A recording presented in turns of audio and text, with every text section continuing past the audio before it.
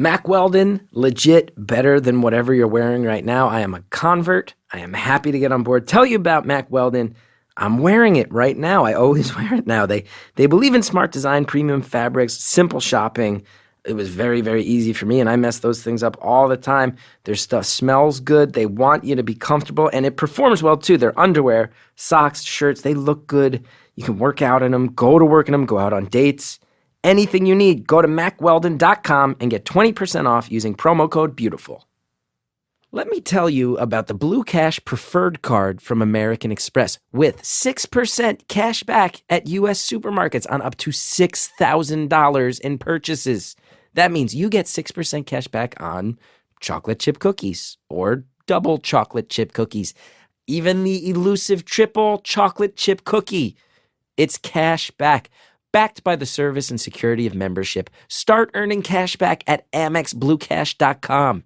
Terms apply.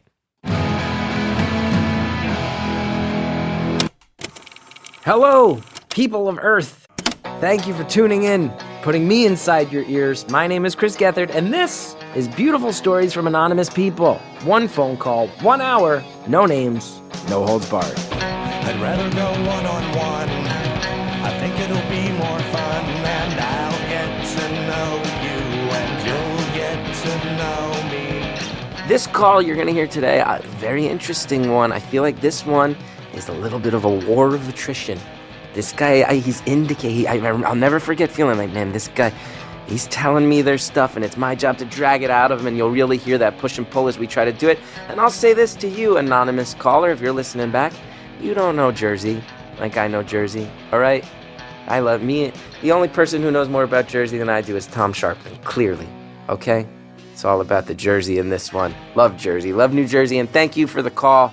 And thanks for this gig. It gets weirdly, listen to the end, it gets weirdly sexual. Threesomes and all kinds of stuff that I wish we had more time to talk about. All right, enjoy it, Beautiful Anonymous. Thank you for calling Beautiful Anonymous. A beeping noise will indicate when you are on the show with the host. Hey, this is Chris Gethard. Hey, Chris. First off, I want to say I'm a big fan. Thanks. I saw you open up for Burbigs at the Chicago Theater last year. Oh, that was truly performing there. So overwhelming. That place is like massive and culturally so significant. And I tell you, can I tell you something? That's so nice you said that. And can I tell you like I'm going to start with a weird little brag. Absolutely, dude. One of the jokes I did there was the first time I had ever done it. And that was like a challenge to myself of like, this is the most intimidating venue I've ever been in. I'm going to try a new joke. And I'll never forget my experience at the Chicago Theater. So I'm glad you were there. That's so awesome. Yeah. Thank you. Thank you for saying great. that. Oh, it was awesome. I'm a huge fan of comedy, and my fiance is too, but not as much as I am. And she's like, oh, who's opening up for him? And I'm like, oh, it's the guy from Broad City. You know, like she loves that show. So she's like, oh my God, that guy is hilarious. So awesome. Anyway, sorry, I don't mean to like, no, that's super be a kind of you. Fanboy right now. No, very kind of you. Very nice of you. And I'm very lucky to work with people like the Broad City Gang and Mike Birbiglia. I'm just lucky that I get to associate with those guys. Yeah. Plus, I gotta, can I say where I'm originally from? Is that okay? Yeah. Okay. I'm originally from New Jersey, so we got that in common. Gotta get the Jersey boys. Got to, support the Jersey boys because we don't get a lot of respect when we get outside of Jersey. Yes, for anybody listening who might not know this, in my work, I have endlessly ranted about my love of New Jersey and being from there, and I'm glad that you are aware of that. What part of Jersey are you from? You're from right around Montclair, right? I'm from West Orange, which is right next to Montclair, yeah. West Orange, yeah, okay. Yeah, I'm from the Summit area. From the Summit area. Close. I appreciate your vagaries to ensure the anonymity of this. From the Summit area. I will not say which town. Could be Chatham, could be Morristown. There's a lot of things in the Summit area. Well, we could be even extending as far south as, I would imagine, a Bernardsville or a Basking Ridge. Yeah, could be around there too. Could be in between, could be whatever. I will tell you, You know, the possibilities are endless. we could spend the next 57 minutes listing towns in the general Morris County area. Summit Morris County? I'm actually in Union. I was in Union, yeah. Oh, you were I in grew up in Union Union County. County. So maybe Clark, maybe Westfield. Maybe You're naming everything. You got everything. have I named the right town yet? No, you haven't. Oh, we need to keep listing But- towns in Union County, do we? Do we? Oh, is it Union sure that's what itself?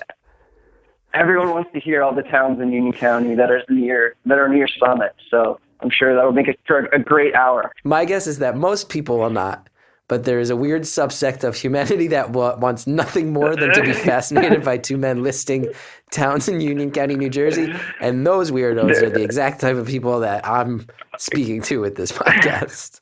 Yeah, I'm sure someone out there is going to be so frustrated the answer has not come up, and it's just going to Scotch they're gonna lose Plains. sleep over Scotch it. Plains. They're Bowcraft Amusement just Park. gonna lose Scotch sleep Plains. No, it's not Scotch Plains. Okay, Fanwood. Fanwood. No, you're close. I mean, you're like hitting everything around it. Well, yeah, I know you live somewhere off Route 22, my friend. I know we're talking Route 22 right now. Mountainside. Mountainside. No. God damn it. No, very close though. Very close. Super close, right? Oh, Yeah. Spring. Did I say Springfield? No, but we can come back to it if you want. Okay, yeah. You clearly want to move on. I am clearly stalling out your entire. You have the thing you clearly want to talk about, and I am stalling it out by naming towns in Union County, New Jersey. Yeah. No, it's all right. It's all good. This is my first time like calling in or anything, and the first time kind of I listened to the first time listening to anything. So, the style.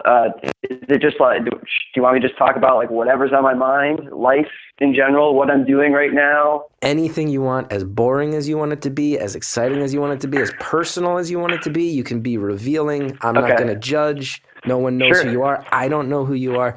I just reserve the right that if I can't hang up, but I'm gonna let that's Got it. it. Outside of that, Got yeah. it. And if I'm right. not feeling it, I just reserve the right to say that. And it really doesn't matter if I'm not feeling it. You can just keep going anyway. Okay. Well, yeah. So where to start? I mean, there's a lot going on right now in my life, and I don't feel like I talk about it a lot, really, with anyone. And I am. So I've recently moved to a new city that I don't really know a lot of people in, which is fine. I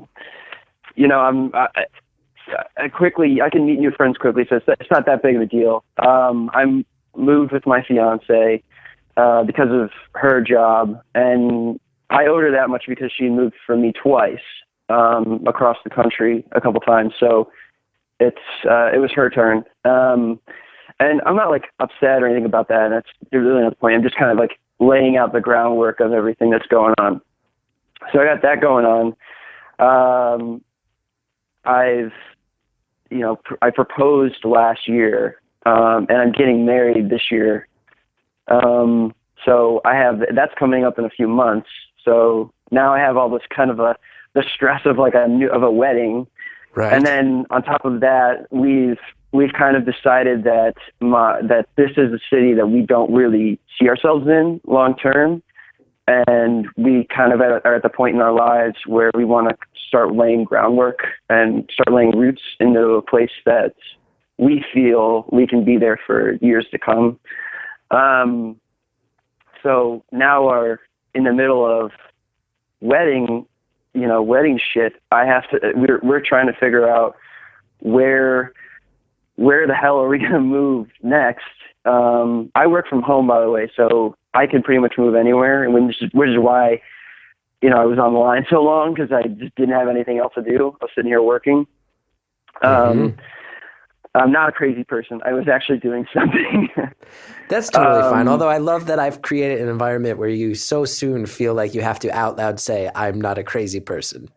Yeah. Anytime you wait on hold for 50 minutes or something, to talk to someone you've never met before is slightly crazy, I would say. A little bit. But, yeah, we should mention, because just so people know what you're talking about, we tend to tape multiple episodes of these a day, and you were sitting on the line while I took another call. So you have been waiting like an hour to tell me about this. Now, can I say something off the bat as a response to what you've shared so far? Sure. Yeah, sure. First of all, this could just be the natural stress of things, but we were talking about towns in New Jersey. You were laughing. I'd say even giggling, having a good time. And then the tone changed. And obviously this might just be natural stress, but I can't help but notice you said, like, you phrased it as, I had to move across the country for my fiance. You said, I have to do all this wedding shit. Are you psyched about this new phase of life you're entering? I'm going to ask the hard question first. Okay. Yeah, sure. Yeah. And I'm just getting started too. So, okay. First of all, if I came across as like someone who doesn't want to be with this person, that is 100% false. That is my fault. I am 100% into it. I'm all in. I'm marrying the love of my life. I cannot be happier about this marriage. So this is just the natural stress. Wedding, this is just the natural stress. Because I got married in 2014, and believe me, I said many things along the lines of like, oh, this fucking wedding shit. I said many things along that line. But I bet other people hearing this were maybe thinking the same thing. So I want to get that question out of the way first. Yes, sorry about that. No apologies. No, I am 100. No, I tend to apologize a lot, but it's a curse. So no. The wedding stuff, it's just like just general wedding. Any guy or girl who's been through planning a wedding and stuff is, there's just general stresses that go into it. It's completely insane. And some things that you just get fed up with some stuff. And that's the shit that I'm talking about, not my relationship at all. I mean, I have a fantastic relationship. Yeah, because having been through it recently, I can say, like, you might be able to speak to, like, for people who haven't been married. I was married about a year and 3 months ago. You're about to get married. I think looking back on it, to me, congrats to you. To me, the really overwhelming and frustrating thing is that there's all this stuff that matters so much, but it didn't matter before. It's not going to matter after, but it matters so much during the wedding. It's really annoying, right? 100%. Yeah. Yes, very much so. What color are the napkins going to be, and which of my stupid cousins that I barely even like doesn't get along with another one of my stupid cousins that I barely like? Yeah, I will say so. She's been amazing. She's like, everything that's been like kind of put on my plate to do, she's been super cool about, and she's been open. She's not a bridezilla at all, which is like, thank the heavens. I didn't think she would be, but you just never know when these things come up. Yeah. Because it's one of those life-changing moments that like women just think about, and men too, for their entire childhood, and they have a picture in their head, and I definitely have gotten off way easy in terms of like what other guys have had to do, but that is good. Just in general, the wedding stuff is just kind of stressful. Can I give you one piece of advice, and you may have learned this for yourself already? Yeah, absolutely. Sure. Like you said, ladies, for better or for worse, are probably conditioned from a young age to think about their weddings from the time they're 2 years old. I think we probably all, from the modern perspective, would agree that that's not so fair. That being said, there's probably going to be some things you don't care about in the course of planning it, and my advice would be that you should never, ever express that and just fake an opinion if you have to. Because if you say, like, I don't really care about this, it's going to be an issue because, of course, you have to care. It's your wedding. For me, it was napkins. I got in a big fight. My wife and I had to decide what color our napkins were going to be. And I made the mistake. We were choosing between aqua and teal. I made the mistake of saying, like, they're pretty similar, whatever you want. And it doesn't fly. You gotta pick a side. You gotta pick a side. You just have to. It matters. It matters more than you're giving credit for. You have to go in knowing where you stand on aqua and teal before you propose. Make a choice. The ring. Have you had your version of that yet? Thankfully, no. All right. Like I said, she's been pretty awesome, very Great. awesome, and she's pretty laid back with that stuff. I just kind of, defer to her on a lot of things, and I don't have it. My opinion is her opinion. I wear what she. When it comes to the wedding, it's whatever if she wants me to wear a pink suit, I'll wear a pink suit. Just I don't care. As long as I'm getting married, I don't care. You're there for her. You're there to make it what she's dreamed of. Exactly. I'm just there. I know I'm a part of this. I know that it's us, not her, but and it's our day, but the picture of it and everything is, I'm a blank slate. It's whatever she wants to draw on it. It's fine. And is that for this specific, or would you say that in the rest of your life, you're a little bit of let's facilitate other people? Because you said you're an apologizer. Are you someone who defers in general? I guess it depends on the situation. I'm sure I have strong opinions on certain things. I don't know. Okay. That's a good question. Well, thanks. Yeah, I definitely defer to her on a lot of stuff. If I'm out of my element, I'll defer to people. But if I know the answer and I'm even 80% sure, I'm going to be on top of it. But I'm not going to get in an argument about it. Yeah, fair. I understand. You're a normal, well-adjusted human being, is what you're telling me. You're a normal, well-adjusted human being. Right. So what else? So you're scared. Some people. Yeah. So I'm not necessarily scared about it, but I'm getting married. I'm thinking about moving. Maybe we'll move back to Cranford or Rahway? Cranford? No. Or one of the plain fields? Do you have maybe one of the plain fields? No. Or maybe Linden. Maybe you're moving back to Linden.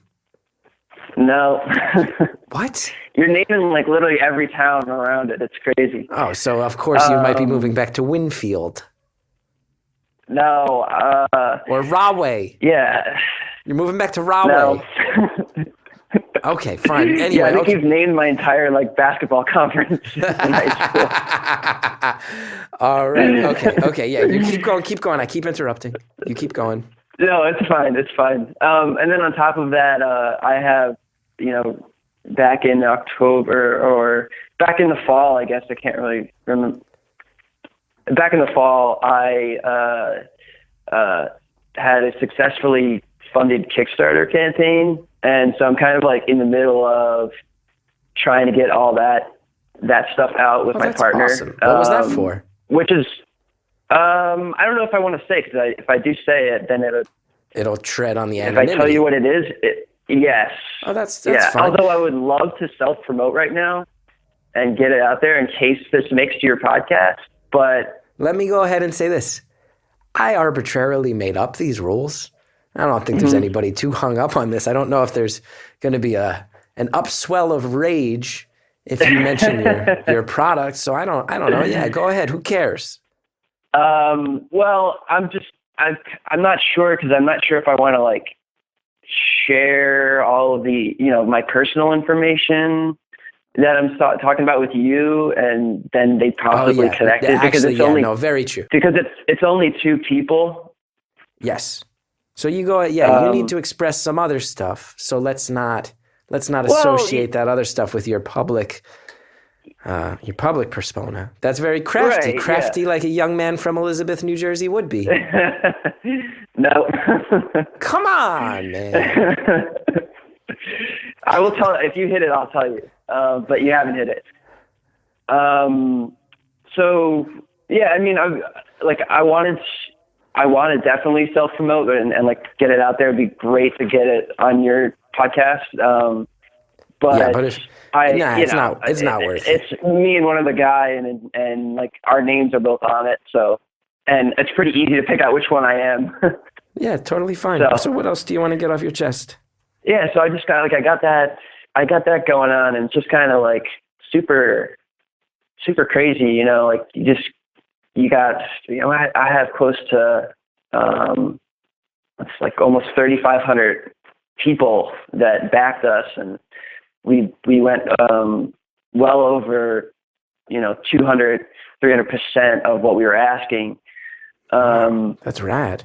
So it was crazy. I mean, it was just like, can't believe what You we got did. a lot of pressure on you fun. from a lot of sides, huh? Yeah. You got this wedding, you got an impending move, you got a business that's apparently just getting off the ground of some sort, or some sort of venture, some sort of financial venture. It's a business, yeah. So you're launching a business, you're getting married, you're in a city where you know no one, that you don't really want to be. Yeah, just a lot of crazy stuff.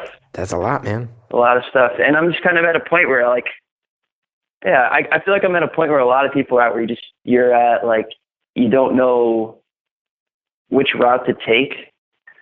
Yeah. And then, but there's so many routes to take that you just don't take a route. And then you end up in the same spot that you were the whole time. Like, it's like, you have the opportunity, you're missing out on like all the other opportunities that you think that are out there, but you just got to pick one and go for it and forget about the rest. And I'm just trying to figure out which one that is to pick for. And it's just so hard to like make that initial decision. It's a crippling feeling. It's a paralyzing feeling. Very crippling. I'm sure maybe you've been through that at some point in your life. I mean, being an artist and stuff. Many times. There's so many different ways you can go. Yeah. It's different opportunities come up, and you don't want to. It's overwhelming. Yeah. It's very overwhelming, especially when you're just a kid from Hillside, New Jersey. Nope. Hillside's a pretty rough town. You're not from Hillside. You just gotta like wiki Union County towns, and then you just start working them all in. I'm gonna keep trying. But I get what you're saying, man. I get what you're saying of that feeling of like being feeling frozen up. I get it. So yeah. And you say you haven't talked with anybody about this. You haven't talked with the fiance. You haven't talked with the business partner. No, I've talked to them about it. I just, yeah. I mean, I'm not like feeling down or anything like that. Like that in any way. Like, I'm very ecstatic to be where I am right now. I'm working hard to make it all happen. I don't know. I guess when I was just waiting on hold, I kind of felt I was thinking about like what I wanted to talk about and what would I talk about, and all of these things just started popping up, and I was like, oh, shit. Yeah. I do have a lot going on. So yeah, it's just like, I don't know. There's just so much stuff going on right now, but so how do you think this, I don't think it'll ever end. You don't think it'll ever end? I don't think it ever does. Because I was just going to ask you, how do you think this will end? And then you cut it off by saying, I don't think it will ever end. I don't think it will. I think once the business gets up and running to a point where I can quit my job, there's just going to be one thing after another, which is what I wanted. And fine, I'm not having second thoughts about it. I'm just kind of like, when you have those moments where you just step back and you're saying like, well, shit. There's a lot of stuff happening right now, and there's a lot of things that I need to do, and you think back to like where you were when you were in like college, and you didn't have like a care in the world or anything. You're like, how life has changed, I guess. Yeah. I bet you've come a long way when you left for college, right when you left for college and left behind the safe hometown of Cranford. No. Come on. You guessed that one already. To my knowledge, I have guessed every town in Union County, New Jersey. No, I guess mine is, you were very, very close. Like, you hit one town that was like, I think you hit two towns that were bordering it. Scotch Plains and Westfield. You really reacted to those. No. I don't tell me. Don't you tell me. Subdued my reaction. I subdued my reaction when you hit the two. You subdued your reaction. Okay. I'll get there someday. Yeah. So, anyways, I guess that's just like all the stuff that's going on in my life, which I'm sure you enjoyed hearing a lot about.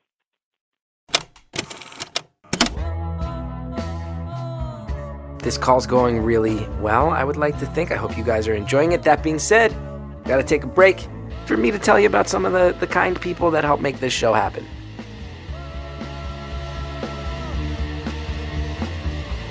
beautiful stories, that's part of the name of the podcast you're listening to right now. Well, you know what some of the most beautiful stories you'll ever find out about are? They're found in documentaries. You can discover a vast library of riveting documentaries on Sundance Now Doc Club.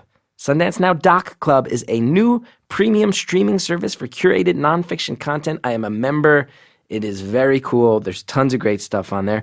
Here's one beautiful story up there, Waiting for Mamu. It's a look at 2012 CNN Hero Award winner Pushpa Basnet, dedication to giving a support system, education, hopeful future to the children forced to grow up in the Nepal prison system until they're 18 because there's no suitable guardians to care for them when their parents are sentenced to prison.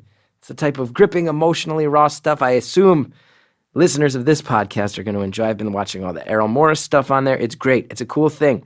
Explore Sundance Now Doc Club's ever-growing library of critically acclaimed content. It's available on web, mobile, Apple TV, Roku. Become a member. Start streaming now. Get a free month at www.docclub/beautiful. That's www.docclub.com/beautiful. Put beautiful in lowercase. Get that free month. It's cool. I can vouch for it.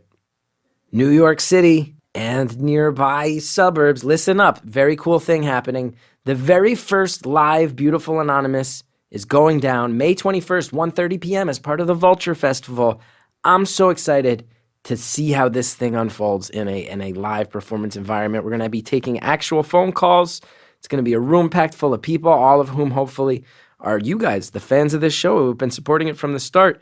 Come on out. It's going to get awkward. It's going to be fun. May 21st, 1:30 p.m., New York City. Get your tickets right now, vulturefestival.com. Okay, it's time to return to our call. Yeah, I guess that's just like all the stuff that's going on in my life, which I'm sure you enjoyed hearing a lot about. I do enjoy hearing about it, and I have a few opinions and a few thoughts. Yeah, anything. I'd love to hear your thoughts. My first thought is this, because I have been through, I will say, these feelings you're expressing. I know them well. This uncertainty and this feeling that you're in over your head, and that's what you signed up for, and that's what you're dealing with forever.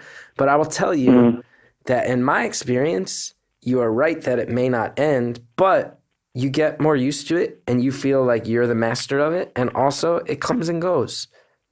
Mm-hmm. That's in my experience. I don't know if that's true for everybody. I think that's true for me, for sure. I've had, last year I wasn't, until about this time, it wasn't that crazy. And then it just started, slowly snowballing. And then, just a lot of, just kind of, I'm getting to the crest of the wave right here.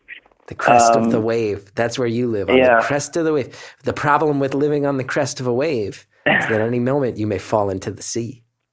Exactly. So you're feeling that chaos rumbling right underneath you. A churning, salty pool of sharks and sharp coral is you're moments away from falling into that at any point. Yeah. Can I ask how old you are? Yeah, I'm 27. 27. That's also, I will say, in my experience and from what I've noticed with a lot of my friends, a deceptively frustrating age. It is. It's very frustrating because I'm at the point where I don't like my career. I don't like my job and my career, but like I kind of have to. I want to switch, but I kind of have to stay in it because it allows me to, pursue what I really want to do. What's the day job? I work in insurance. You work in insurance, and that's not what you signed up for. That's not what you went to college hoping to do. And you're 27, which is the exact age that, like, you're old enough that your family wants you to already have your shit together, but young enough still that you definitely don't. You definitely don't. Yeah. And you're right there. Yeah, you hit the nail on the head right there. I don't want my shit together right now. You're about to get married, and you're this close to starting a business that's your dream, and you don't want to be an insurance guy. You want to be a business owner. You want your fiance's family to be like, that's our son-in-law that runs his own fucking business, not that's our son-in-law who's still clunking it out at this insurance job he don't like. Exactly. You want this shit nailed down. You want this shit nailed down. But you know what? I know you're a fighter because you grew up in Kenilworth, New Jersey. No, I didn't. Or maybe New Providence. Maybe New Providence, New Jersey. No. Then it was definitely Roselle or Roselle Park, New Jersey. No. You have now hit every single town that surrounds it. It's crazy. Well, I know it's not Garwood. No, it's not. It's probably... I said Mountainside. You did. Anyways, so I said Berkeley Heights. No, you didn't, but that's it. I said Berkeley Heights like second, man. No, you didn't. You said Chatham. I said Berkeley Heights about it's 18 recorded, so we could go minutes back. ago. We're talking Route 78 now. Yeah, it's recorded, so you can go back. Yeah. Oh, believe me, we both You can. can prove me Believe wrong. me, we both can. We both can go back, and we both can see who's wrong here, because one of us is wrong. And my guess is that it's probably me, because I sometimes behave this way. So anyway, you got shit you want nailed down. It's not nailed down. Yeah, basically, and it's to the point where it's about to be nailed down. How are your parents? Good peeps? You like them? They put the pressure on you? Yeah, I love my parents. Yeah, no, they don't put any pressure on me. No pressure at all. They're happy if, as long as I got a roof over my head and food, I'm good. Now, let me ask you this about your fiance. Let me ask you some tough questions about your fiance.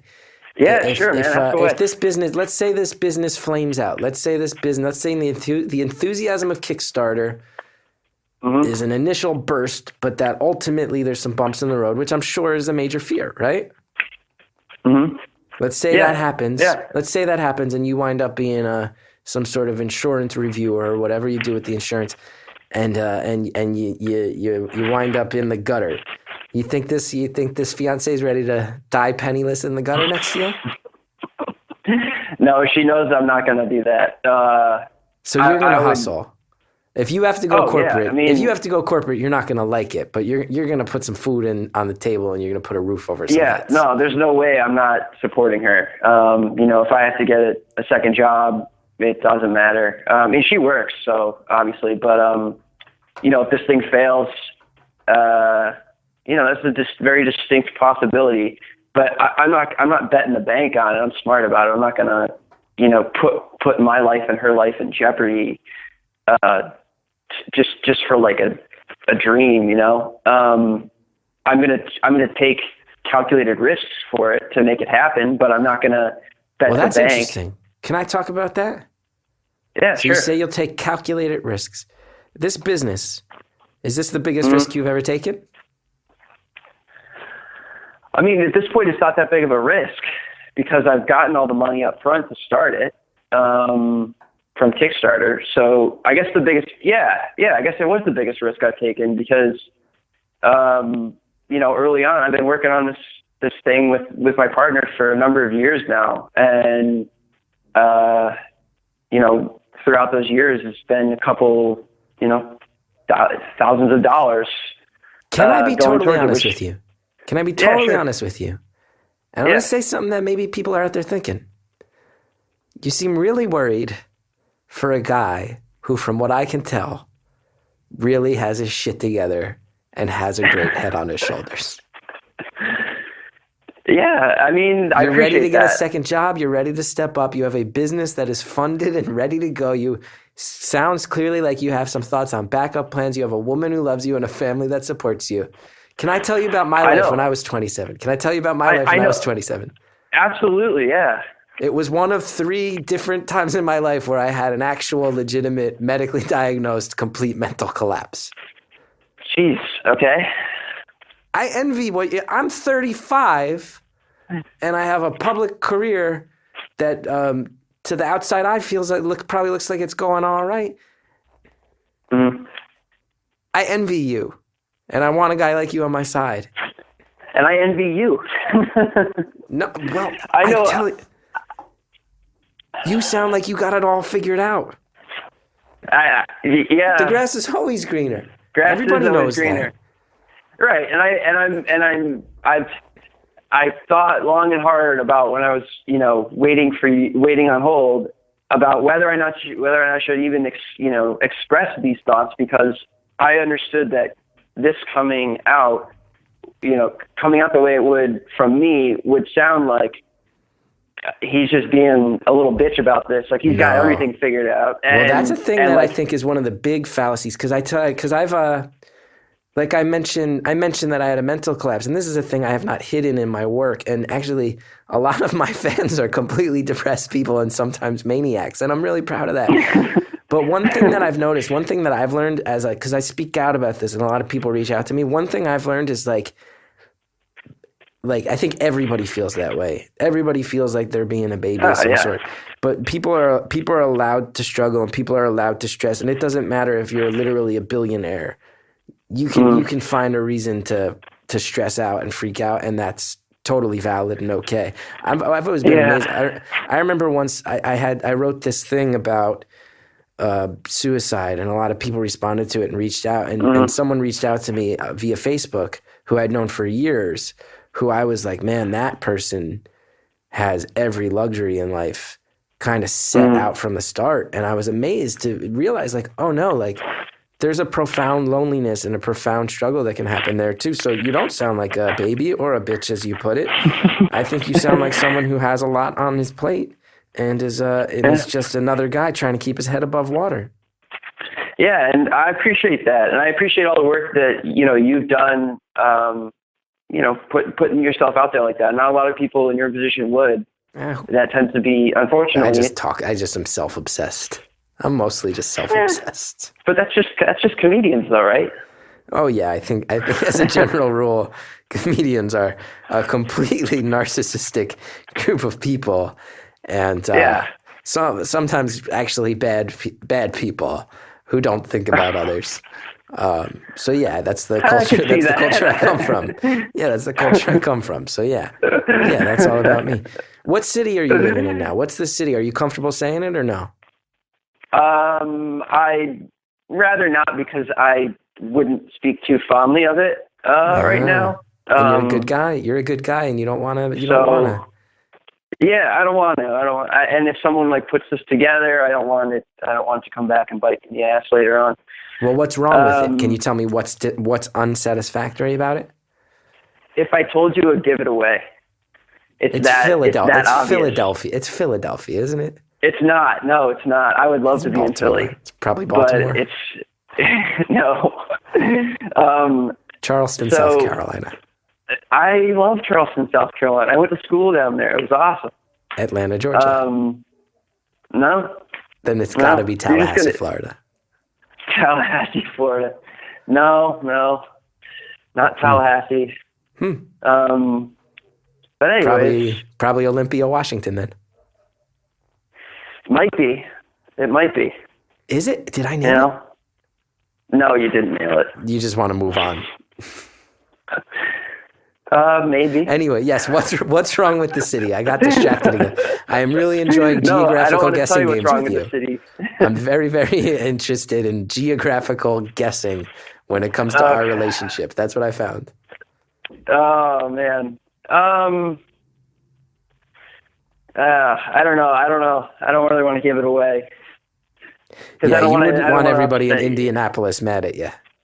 Yeah, they're a tough crowd, Yeah. I know so many people here. I don't want them to find me and tell me how wrong I am. You never want to be that guy. Once you upset the great city of Boise, it's all downhill from there. Yeah, I can imagine. I'll tell you too, I once did that. I once very accidentally, honestly, got literally the entire city of Philadelphia angry at me for about 2.5 days. And it was terrifying. It was really terrifying. Yeah.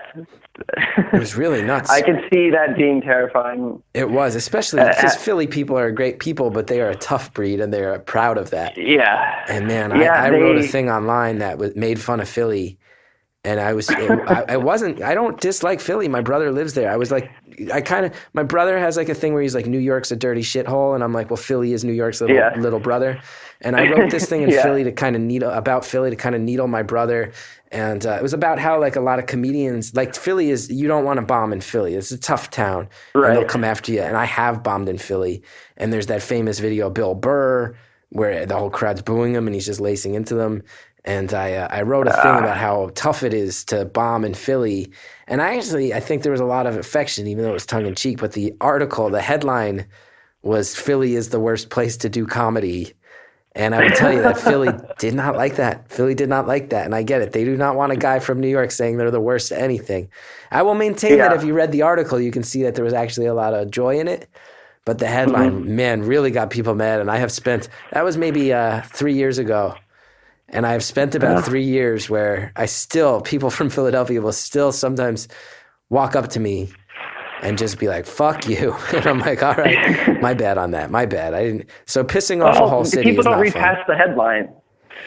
People don't read past the headline. Not. So. And also it was a boneheaded move on my part. That was the thing. But the funny thing was like reporters there's all these blog articles, all these newspaper articles about it. And I started getting calls from reporters. I got this call from Metro, which is like a daily paper in Philly. And he was like, all these comedians are angry at you and a lot of people in Philly are angry at you. Like, how do you want to respond? And I was like, well, I guess I'll just say like, sorry about that. I didn't mean to do that. It wasn't mine. And he was like, but don't you want to like, they've said this and this and this. Like, don't you want to come back at them? And I was like, no, like they're right. Like I said something ignorant. I don't want to get in a fight. Like I like Philly. I didn't mean to piss everybody off. And that was probably the most shocking thing to that guy. Well, yeah, that you didn't want to get back at him. He's trying to pick a fight so he can sell newspapers. So. He did. He wanted no to one sell buys some them anymore. Well, I think it's a free daily, but he wanted he wanted the eyes on it. He wanted the story, and yeah, it was not pleasant. It was not pleasant to have a whole city, let alone a city that's notoriously tough. That's the city where ECW wrestling comes from. You don't want those guys mad at you. You don't want those guys mad at you. Definitely not. Okay. I'm going to tell you, we got 22 minutes left, and I feel like you got something you want to say. I feel like there's something juicy and specific that you've been dancing around, and I want you to give it to me. I want you to cut under the surface, and you want to give it to me, because we got the broad strokes here, and I'm psyched about the broad strokes, and they're valid broad strokes, and you're in a window of life that we all go through sometimes, and the pressure's on, and you've shared that, and it's risky, but you're sitting on something juicy and specific. I want it. Are you trying to coax something out of me so that you're not wasting? You don't think like you're wasting an hour here. So you have something. Oh man, I don't really have anything like super juicy, to be honest. Like, I'm not. What's your darkest secret? What's the thing you don't want your fiance finding out before you get married? What's the one thing that if she found it out, you'd be like worried? You can't even say it, can you? I don't. This is gonna sound really, really weird but I don't have anything. I share whatever with her. I'll get it out of you. She knows my past. I know hers. I'll get something out of you. That's my mission. And you can hang up if this makes you nervous. You go ahead and hang up the phone. But I'm not taking the foot off the gas on this one. That's fine. Got something. I wanted to ask. Can I ask you another question? That's like completely off topic. Okay. I'm a big fan of Todd Barry. How's he? Todd Barry's great. Yeah, he seems like a nice guy. Yeah, I tell you, I'm kind of weird in the New York comedy community in that I don't think I've ever totally been, like, I've always been a fringe member of a lot of different crowds, and I think generally I have people's respect. But I've never been like part of a clique. But I've crossed paths with Todd many times, and he's a very good dude. He's a very dry and personal conversation as he is on stage. Yeah. I once got in an argument with Todd because his favorite band is The Clash, and I said that I really love The Clash, but I also think they're kind of overrated, and he got really mad at that. And I was like, yeah, but some of those later albums where they just turn into kind of like a weird world music band, I'm not totally down with. And I think like London Calling is one of the best albums ever, and a lot of their other stuff too. But London Calling, that's like, I think a lot of people would put that in their best albums ever. But I was like, how can you just ignore like combat rock and all that stuff around that era. Like that stuff's not great. And he got really mad. But then my wife, who has impeccable taste, I told her about this fight because I felt bad about it. I don't want to get a guy mad. And my wife was like, well, you know what it is like you only absorbed the Clash after their whole catalog existed. Like I was really young when they were putting music out. So the Clash, their whole catalog was out there. But she was like, imagine London Calling didn't exist. And then one day it does. How big an impact that is. And that made me totally understand it. So I will apologize to Todd Barry for getting him mad and for judging the Clash. He was right and I was wrong. They're not overrated. I just needed to respect the context. Do you have any other questions about other comedians? I'll air all the dirty laundry. I think that's a pretty good, notch in your belt is that you got Todd Barry mad. And he just seems like the kind of guy. He wasn't like yelling at me. He didn't grab me by the collar and like pin me against a wall. But he was just like, "What are you talking about?" Like and he should have won. But I'll tell you what, we got off on a Todd Barry tangent.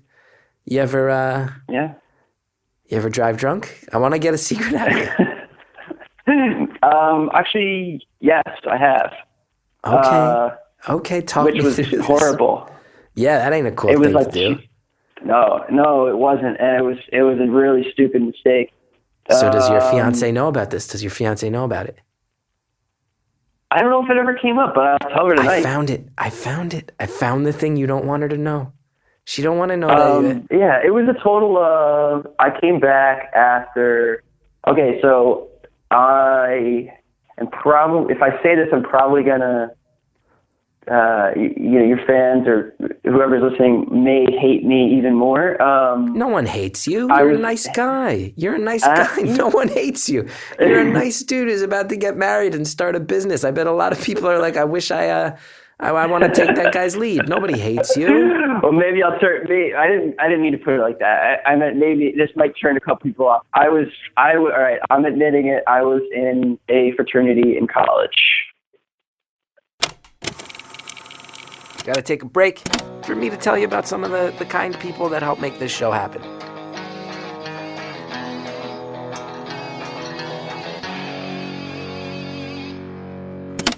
Today's episode of Beautiful Stories is brought to you by FrameBridge. FrameBridge is the simple way to custom frame the story of your best experiences from your last vacation to your wedding day.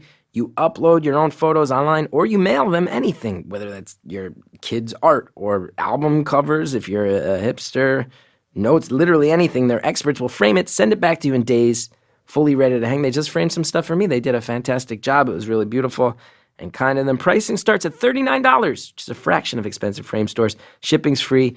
You go ahead, you get a custom frame as a gift. They'll ship it straight to the recipient, your friends, your family. It only takes a few days. We got wedding seasons upon us, graduations, Father's Day coming up. Don't miss it. If you lived it, FrameBridge will frame it. Enter offer code BEAUTIFUL at checkout for 15% off your first FrameBridge order at framebridge.com. Thank you, FrameBridge. We have a lot of really great advertisers that support the show. It keeps it free. I'm super appreciative of that. One of the reasons why advertisers really enjoy Beautiful Stories from Anonymous people is they know we have some really passionate, amazing listeners. Right now, we have a survey that I'd like you to take to help us learn more about our audience. Just go to podsurvey.com/stories. Takes maybe 5 minutes tops. I'll ask you some questions about yourself, what you like to buy, but it's completely anonymous. Your answers help us find advertisers that are well-matched to you, the stuff you like, and to this show in particular. So when you're finished, this is cool. You enter a monthly drawing. You could win a $100 Amazon gift card. So that makes it worth your time right there. Even if you've taken a podcast listener survey before, I'd really like you to take ours if you don't mind. Help support this show. And don't forget, you have a chance to win that $100 gift card. So it's there's something in it for you if you're greedy out there, okay? Once again, that's podsurvey.com/stories, STORIES. Thank you so much. We're going to find the best advertisers so that we can all link up, keep this show free, let you guys know about stuff you think we'd like, and enjoy this experience we all have together. I am happy to report it's time to return to our call. You're a nice dude who's about to get married and start a business. I bet a lot of people are like, I wish I want to take that guy's lead. Nobody hates you. Well, Well, maybe I'll turn. I didn't mean to put it like that. I meant maybe this might turn a couple people off. All right. I'm admitting it. I was in a fraternity in college. Oh yeah, some of the listeners might hate you. So you are right. I was wrong. People who are listening to comedy podcasts, especially helmed by this guy, yeah, they might hate you. Yes, and I completely agree with all of their reasons. I am like the least frattiest frat guy ever. So why'd you join a frat then? There was definitely some benefits at the university that I attended. It opened up a lot of different doors and a lot of different possibilities. Yeah, I mean, at Dartmouth, that happens. At the first couple of years, I went to a school that I didn't know anyone. I was literally the only one from my class to go. Yeah, because Bates College is very far away. I was in a new part of the country. I already told you where I went. You're just actively ignoring me now. As I try to guess. It's so easy. It's just so easy. It is easy to ignore me. I'm a meek, mild-mannered man. Anyway, so you're in a frat. Yeah, this leads to you driving drunk one night. That's not a proud moment. Which is awful. Like, that's like the worst thing ever. Can I ask you a secret question that I've always wanted to know? Yeah, sure. That hazing shit, that's real, right? They say they don't do it anymore, but they do it. Oh yeah, they do it. Yeah, for sure. Do you look back and there's some fucked up shit there, right? Yeah, I mean, it wasn't like... We got 16 minutes left. Mine was definitely not as bad as I've heard. Yeah, because I've heard stories where they're like, all right, everybody put your thumb in the next guy's butt. You hear stories like that. No. It's not like that. You never did that? Nope, I never did that. What's that called? The daisy chain or something like that? I don't know. I don't know what it's called. Are you allowed to... Are you willing to air what the worst hazing you experienced was, or are we violating some sort of Greek code at that point? Basically, yeah. Oh, you let out a sigh because you know what it is. There's a thing that you know what it is. I'll tell you, it's just mind games. It's just like, basically you're just, I don't know how it is in other fraternities, but at like or at other chapters, but yeah, because Theta Chi, not everybody does things the same way, right? Well, I mean, you could be the same fraternity, but at a different school, they do something like completely different. Right. Because there's general things that unite Fiji, but not. Yeah. There's not. Exactly. Okay. Anyway, what is it? What's the most messed up thing you did? I mean, it's just mind games. It's like it's not anything like the it's not the juicy secrets that people think. Like where you're putting, like you said, your thumb up the next guy's butt. Like that's not it at all. You're used as you're used as like the bitch to like you go around, you clean up people's apartments, you DD for the parties. You do what? So this is before Uber. We had our pledges with DD. So DD, designated driver. Sorry, designated driver. Sorry, that's frat lingo. Just so you know, that is clearly a frat abbreviation. That is it. That many of my artsy nerds. DD. I mean, to just casually drop DD, you probably did that 1,000 times in the frat to the point where it got conditioned. But I thought it was. No one listening would just know what DD meant without having to think about it. Sorry. No, that's okay. You don't have to apologize for anything, my friend. Okay, so you got a designated drive. You're cleaning up people's apartments, and they're probably making them intentionally messed up. Yeah, you set up. You're up all night setting up tailgates for football games. You're, what else do they do? They just make you carry around stupid stuff like I always had to have a marble in my pocket. You always had to have a marble in your pocket. A marble. I had a whole pack, like a pledge pack. It was like a marble, a can of like Skull, pack of cigarettes, a lighter. Is that to give to the brothers when they ask if the brothers ever want it? Yep. Yeah. If they see you on campus, yep. If they see you on campus at the University of Kentucky. Yes, go Wildcats. Or maybe Butler, the Butler Bulldogs. Yeah, the great basketball team, 2 Final Fours in a row, really good team. Gordon Hayward. Yeah. Let's go Mizzou, right? The Tigers. God damn it, you know all the nicknames, so I can't get it out of you. Yes, I mean, it was just, you just carry around like stupid shit like that, and then you set up for parties, you take down for parties, and then like the hell week is basically you're just up for like 24 to 48 hours straight at the end, and you're So doing wait, like, if you're designating, if you got a whole DD system, how do you wind up doing the other DD? what do you mean? Oh, If you got designated drivers, yeah. how do you wind up with the drunk driving, Right. aka So, DD? again, makes it even more stupid. It was, I don't think we had them at that night for some reason. Like, I think it was like I think it was right after pledging had ended. So it was like a week. There's like 2 or 3 weeks before the end of the semester, and before finals or whatever, where like pledging is over and we don't have pledges anymore. So you don't have a DD. And again, this is before Uber, so I couldn't really call an Uber or anything. And You don't have to feel bad. Small college town I'm just setting the mood here. I'm not trying to make excuses. It was a terrible decision. But it was just stupid. Got in the car, drove literally 3 blocks to, which I don't know why I didn't just walk, because it was 3 blocks. And Oh, wow. yeah, woke up and realized I had driven, and I'm like, oh shit. So regretted it. You put all the people of Bloomington, Indiana in danger. Yes, I did. It was. Oh, you have figured out a method, my friend, which is you say yes to everything I name. It was my most regrettable decision I've ever made. So, and I'm sure I'll make another one, but at this point, it's my most regrettable. No, that's really nice you told me about it. I'll tell you this. The strategy you have found out of saying yes to everything, I guess, about your personal life, you know what that's called?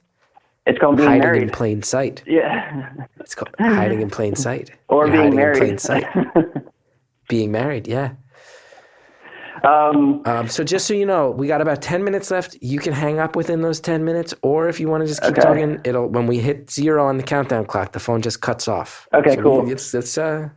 Can I tell you about a crazy story I had in college, and then that should take up the rest of the time. So I have sufficiently wasted another hour of your day. Bring it on home, man. Bring it on home. Stick the landing.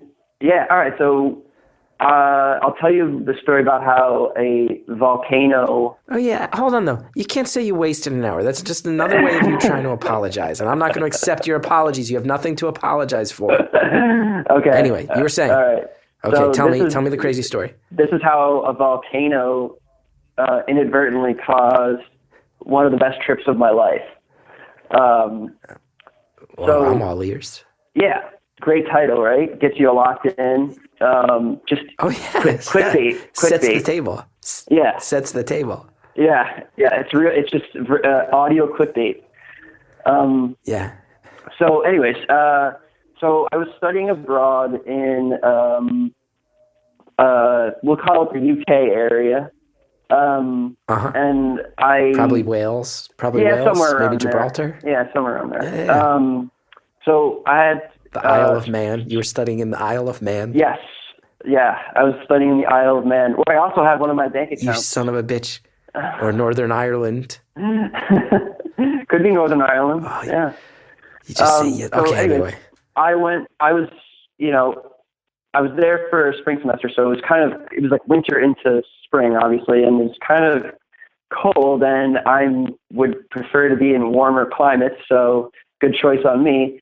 But I just was really pumped to go on like a spring break there. And so me and two of my friends, it was actually going to be 3, but the other one got like so wasted he destroyed our apartment, and he couldn't afford to go on the trip because he was just like literally destroyed our apartment, and he had to pay for the whole thing. Yeah. Not a good thing. But anyway, so it was me and 2 smaller young women who are students with me. And it doesn't go the way that you thought. That it sounds like it's going. It'll get there. We go down.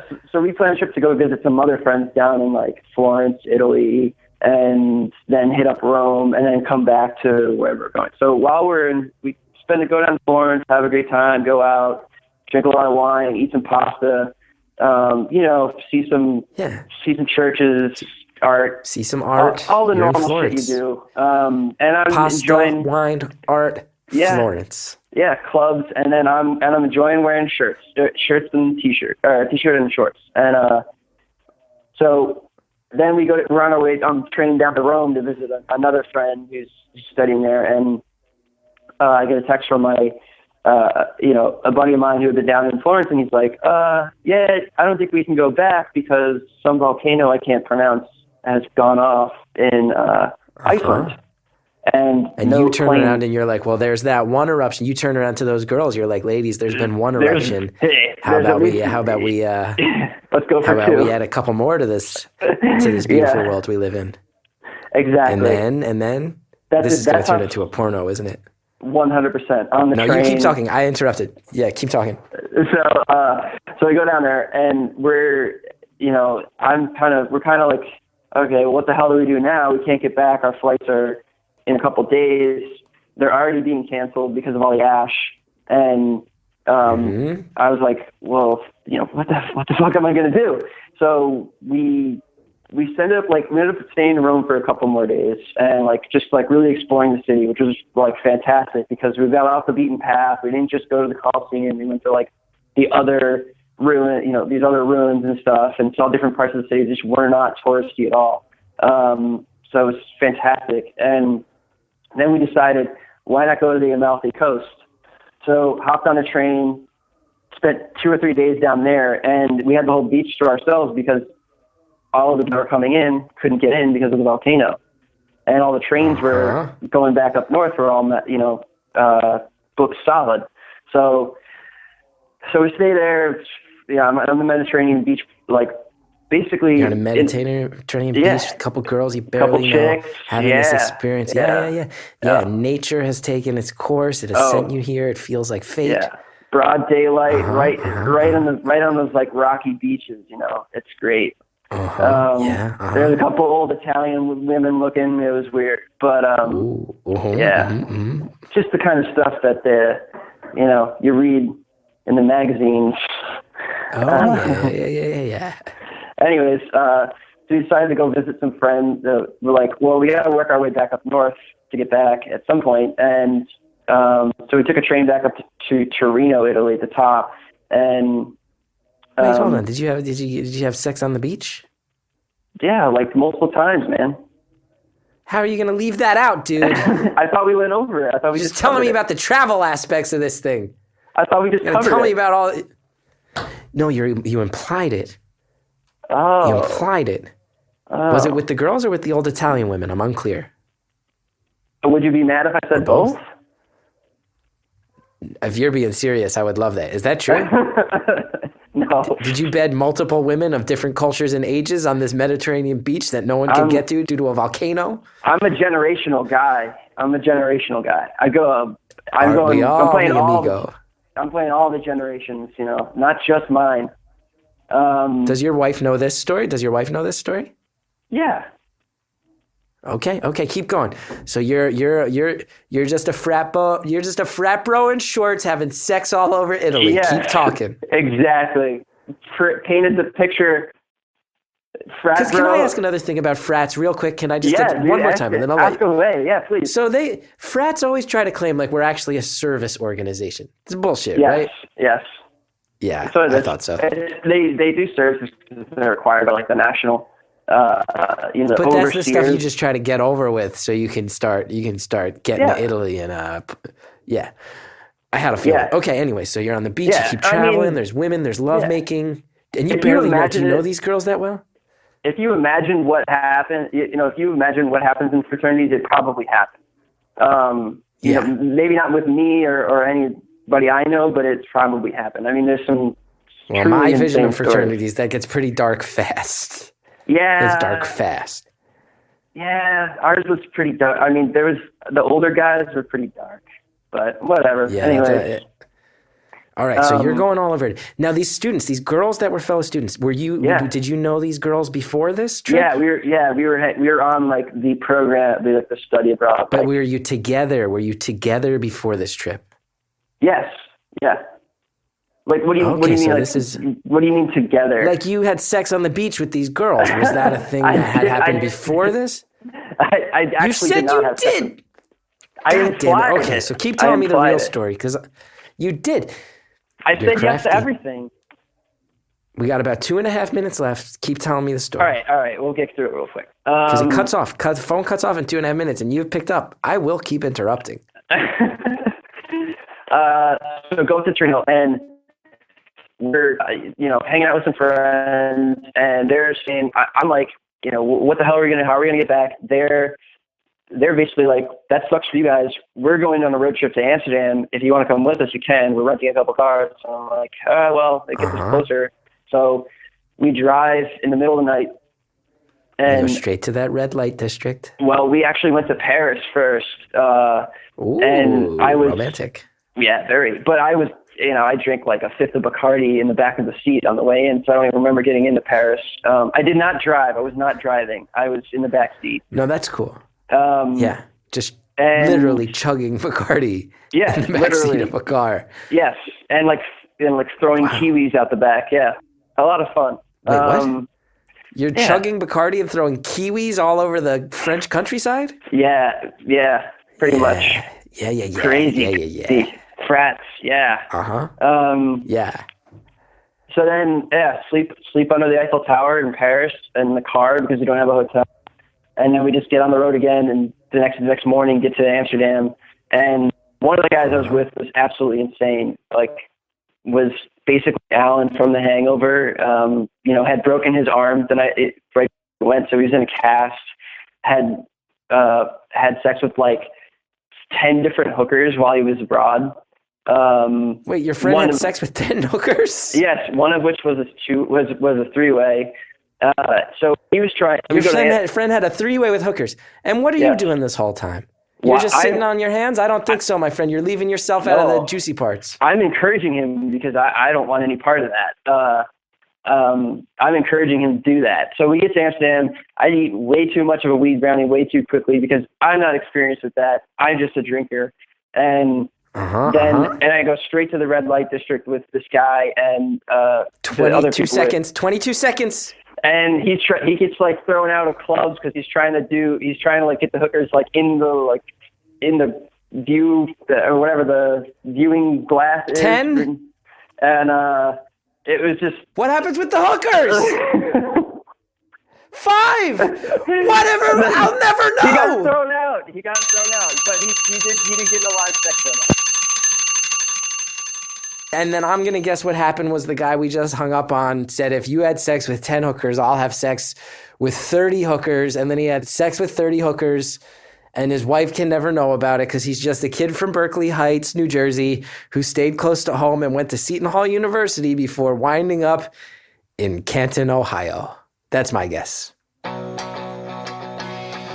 And look at that, the first ever call that has to end with me filling in an ending because it got cut off at a point where I would wonder forever if I didn't just make up some lies.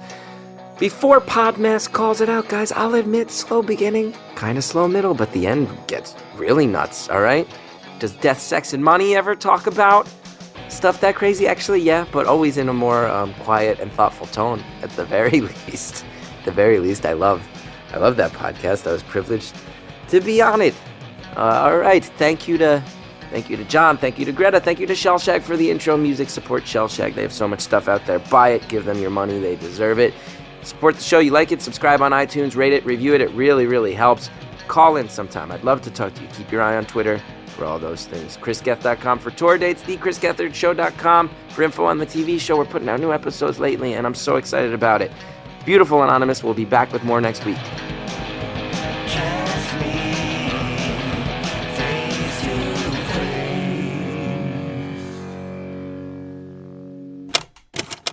Thank you again so much, FrameBridge, for sponsoring today's podcast. And remember, if you lived it, FrameBridge will frame it. And vacation photos, album covers, handwritten notes, whatever you want.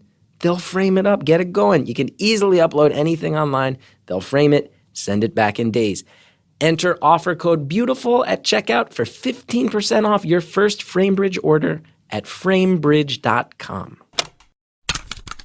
You never know how these conversations turn out on Beautiful Anonymous, okay? We all know that. But I can give you a little taste. I gotta apologize. I didn't expect to. I saw on like Twitter like a second before I called you, that this was happening. Yeah. And it was the first thought that came to my mind was to just ask this question. And I didn't mean to pull you into like I didn't mean to be so invasive, actually. My dude, I'm going to tell you something about me is I'm an open book. I'm a total open book. I don't care. That's so good of you. I am not usually. Next time on Beautiful Anonymous.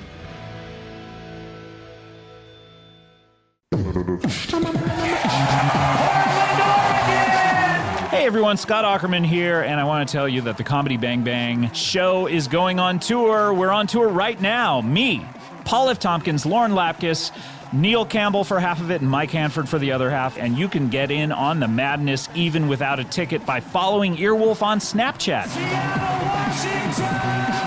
We'll be taking snaps during shows, on the road, and behind the scenes. And remember, you can hear every single live show the next day on Howl. Use the code CBBLive at howl.fm when you sign up, and you'll get 1 month for free. Thanks, and I'll see you soon in a city near you. Los Angeles, California!